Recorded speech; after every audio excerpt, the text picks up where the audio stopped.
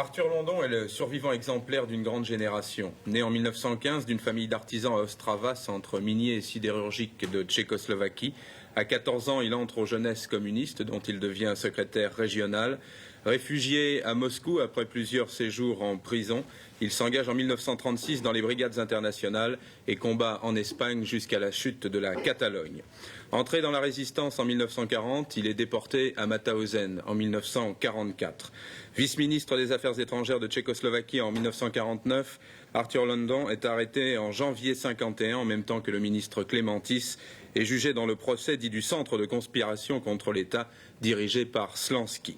Condamné aux travaux forcés à perpétuité, réhabilité en 1956, il a publié sur cette période L'Aveu, un livre devenu célèbre et puis porté à l'écran. Depuis 1963, Arthur London vit en France. Je reste communiste, dit-il, mais je n'ai rien à voir avec Yusak, Brejnev ou même Marchais. Qu'est-ce que cela signifie? C'est mon affirmation de la foi. Je suis resté fidèle à mon engagement de la jeunesse. J'ai adhéré en 1929 à la jeunesse communiste. Et le socialisme était et reste pour moi un idéal noble, un idéal qui peut résoudre les maux de la société aussi dans l'avenir. Et si j'ai souffert, si j'étais victime du stalinisme, mais pas victime du socialisme, je n'ai jamais confondu l'Inquisition avec le christianisme Torquemada et avec le christianisme, et je ne peux pas confondre Staline et Beria et toute cette bande avec le socialisme. Arthur London, vous n'êtes pas venu seul dans ce studio, vous êtes venu avec Madame London. Je crois que Madame London vous accompagne partout. Oui, c'est un peu... Si vous me voyez aujourd'hui devant vous, c'est beaucoup grâce à elle. Parce que je suis malade, très malade, et c'est grâce à elle que je suis encore là, en quelque sorte miraculeux, et je peux me présenter devant avec vous. Au moment de votre captivité, vous pensiez surtout à Madame London? Je pensais beaucoup à ma femme, à ma famille, et je pensais surtout à cet idéal pour lequel j'ai lutté. J'étais prêt à sacrifier, pour lequel beaucoup d'amis, de camarades sont morts. Et c'était une belle lutte, la lutte contre le fascisme, qui laisse encore aujourd'hui des acquis importants. Et cette lutte où tous les hommes bien étaient du même côté, du côté antifasciste. Cette période, cette époque de lutte est formidable. Et quand j'étais arrêté, pour moi, le monde marchait à l'envers. Tout s'effondrait. Et je prenais sens d'une réalité que j'avais ignorée. Une réalité stalinienne qui était terrible, qui était horrible pour moi. Mais ça n'a pas me fait perdre la confiance dans un socialisme authentique. Est-ce que vous pouvez comparer l'expérience douloureuse que vous avez vécue avec ces 444 jours de détention pour ces 52 Américains? Il n'y a pas de comparaison, même dans les prisons staliniennes. Les détenus qui n'étaient pas prévus pour les procès publics, en guillemets, les procès grand guignolesques, étaient traités autrement. Même dans les prisons staliniennes, il y avait différents degrés de traitement. Dans l'ensemble, on n'était pas bien traités. Les otages disent qu'ils étaient bien traités. Moi, j'étais 27 mois seul dans une cube de béton dans ma cellule et je n'avais rien, aucun contact avec l'extérieur. Je voyais seulement un homme, c'était le gardien, deux hommes, pardon, les gardiens et les référentes qui m'interrogeaient. C'est tout, pendant 27 mois. Et mon premier contact avec la vie publique, c'était la première visite que j'ai eue avec ma femme et avec les enfants, au bout de 27 mois. J'étais sorti de cette solitude juste pour une semaine pour le procès, un spectacle. Et là, j'ai vu des camarades qui étaient accusés, condamnés avec moi, condamnés au pire, à la pendaison. Mais autrement, je n'ai jamais eu contact, aucun contact avec l'extérieur. Même la presse, même la correspondance était contrôlée, censurée et autorisée dans des limites très étroites. On dit là que les otages américains, les anciens otages américains vont pendant 4-5 jours, peut-être plus, rester en Allemagne, à l'hôpital, pour un temps de décompression. C'est une explication qui vous semble réelle? On a besoin d'un temps de décompression avant de retrouver sa famille, ses amis? On a besoin, il y a le traumatisme. Être privé de la liberté, c'est toujours quelque chose de terrible. Et plus on est dans des conditions plus graves, on est d'autant plus et les traumatismes. Mais je crois pour les otages américains que c'est plus ou moins, surtout un décor, on va les examiner, c'est juste. Mais essentiellement, on va prendre des mesures de sécurité. On va interroger chacun. Comment il a passé son séjour, sur quoi il était interrogé, par qui et qu'est-ce qu'il a répondu. Il me semble que c'est ça la raison essentielle du séjour à Wiesbaden. Autrement, je suis très heureux que cette chose regrettable finisse pour les otages et pour leurs familles et pour tout le monde. Arthur Landon, vous avez connu cette période de libération, de sortir d'une prison. On ne sait pas très bien ce que les otages vont faire, les anciens otages vont faire tout de suite. Vous aviez un souhait. Qu'est-ce que vous avez fait le premier jour, pour votre premier jour de liberté? De retrouver ma famille. Et je pense que les otages aussi, ce sera ça. Et autrement, il y a le traumatisme qui reste. J'ai, par exemple, pas pris le téléphone pendant 25 ou 30 ans. Vous refusez de décrocher un téléphone? J'ai refusé parce que je savais que le téléphone était écouté.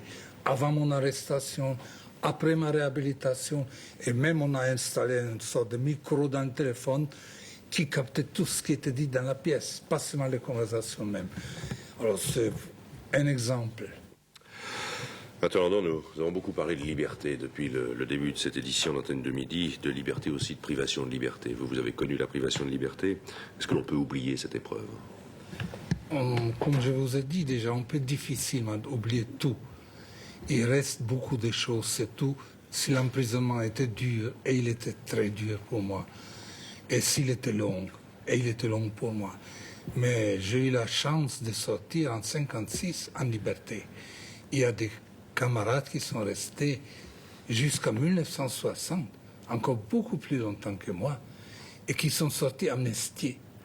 Alors que moi, je suis sorti libéré, mais au procès, au grand procès, dans lequel j'étais accusé, on ne voulait pas toucher, on ne touchait pas.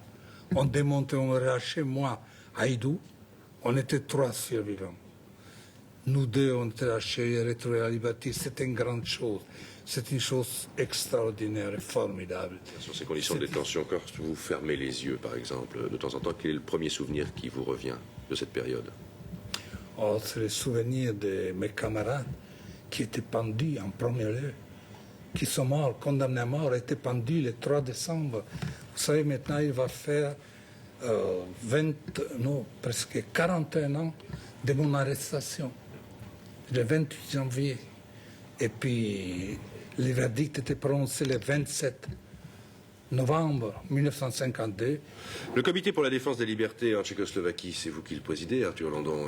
Et vous publiez d'ailleurs une brochure, une petite brochure qui est fort intéressante. On va en voir tout de suite quelques extraits. Ce sont des caricatures. Le comité était fondé en premier lieu par les avocats communistes qui demandaient les visas pour aller en Tchécoslovaquie pour défendre Danish, Havel et les autres détenus du procès en fin octobre 1979. Ils n'ont pas obtenu de visa, bien entendu, et ils ont continué leur action en élargissant, en créant les comités, et des mêmes comités existent en province, à Toulouse, à Montauban, à Arles, à Metz, à Yonne-sur-Roche, et sont en constitution encore ailleurs. Mais vous avez des contacts actuellement avec des habitants de Tchécoslovaquie, des Tchèques qui vivent encore en Tchécoslovaquie. Vous recevez du courrier, par exemple? Non, pas des courriers, mais des rapports personnels avec ceux qui viennent de la Tchécoslovaquie et qui nous parlent de la Tchécoslovaquie. Entre autres, j'ai reçu une lettre dernièrement, il y a 3-4 mois, de la Tchécoslovaquie, ou si vous permettez, ma femme va le dire. Oui. Bon, cette lettre a été écrite par un Tchèque qui est très longue, vous voyez, mais elle a été envoyée d'un pays étranger. Et il y a quelques phrases que je voudrais lire de cette lettre-là, parce qu'il est certain qu'elle n'est pas partie de Tchécoslovaquie, elle est partie de l'étranger. Elle est arrivée d'ailleurs par un cheminement fort bizarre jusqu'à mon mari. L'enveloppe était marquée « Monsieur Arthur Landon, ancien délégué communiste politique, central comité politique parti parisien, français ». Voilà, c'était l'adresse, c'est arrivé chez nous. PTT qui font leur travail avec beaucoup de talent, oui. Entre autres choses, là, il y a 2-3 phrases de caractéristiques que j'ai donc notées. Cher Monsieur London, avant de partir en vacances à l'étranger, j'ai décidé de mettre à profit ce voyage pour savoir ce que vous étiez devenu ainsi que votre famille. En écoutant les radios étrangères, j'ai appris que vous êtes à Paris et que vous continuez à défendre les droits des opprimés.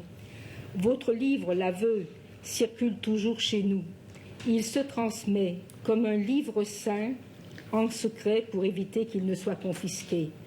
Beaucoup de gens aimeraient savoir ce que vous êtes devenu après toutes les souffrances que vous avez subies.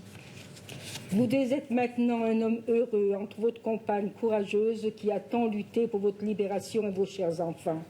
Et les vieux parents de votre épouse, que sont-ils devenus? Si vous recevez cette lettre, quelques lignes de vous me seraient un grand bonheur.